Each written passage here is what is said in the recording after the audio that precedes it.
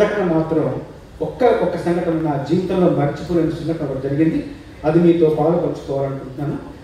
అమెరికాలో వెంకటని మా మిత్రుడు ఉన్నాడు. ఆయన సంకల్ప వృక్షం అనే పుస్తకం రాశాడు. వారం రోజులు ఇంట్లో ఉంది. ఆయన ఐటీ జాబ్ చేశాడు. వారం తర్వాత పుస్తకం రాసి మళ్ళీ ఆఫీస్కి వెళ్ళిన తర్వాత వాళ్ళ సహోద్యోగి ఒకరు అడిగారు అనమాట, ఎందుకు రాలేదంటే నేను ఒక పుస్తకం రాశాను అంటే, మరి ఆ పుస్తకం మాకు ఇవ్వచ్చు కదా, నేను చదువుకుంటాను. ఆవిడ తెల్ల ఆవిడ అనమాట, ఇంగ్లీష్ ఆవిడ. అయితే ఏమంటే మీకు అర్థం కాదు, నేను రాసింది వేరే ఒక ఇండియన్ లాంగ్వేజ్లో రాశానంటే, వాట్ ఈస్ దట్ లాంగ్వేజ్ అంటే, దట్ ఈస్ తెలుగు అని అన్నాడు. తెలుగు మీన్స్ దట్ నటు లాంగ్వేజ్. ఇంతకంటే ఒక భాషకి గుర్తింపు తీసుకొచ్చే పాటలో భాగం అయ్యాను. ఇంతకంటే నాకు జన్మకి ఇంకేం కావాలి.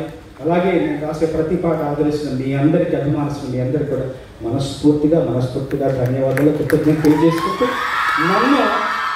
నన్ను ఈ కార్యక్రమానికి ముఖ్యంగా ఆహ్వానించిన లక్ష్మీనారాయణ గారికి, నన్ను అసలు పట్టు వదలకుండా నన్ను వెంటాడు వచ్చే వరకు కూడా నన్ను తప్పకుండా మీరు రావాలని తీసుకొచ్చారు.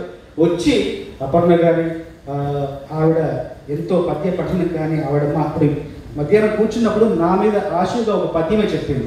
అట్లాగే చిరంజీవి భరత్ కూడా వెంటనే లక్ష్మణ్ అడిగారు నా గురించి ఒక పద్యం ఆశు తను కూడా చెప్పారు. వీళ్ళందరి ప్రతిభను చూసే భాగ్యం నాకు కల్పించినందుకు మనస్ఫూర్తిగా లక్ష్మణ్ గారికి, అట్లాగే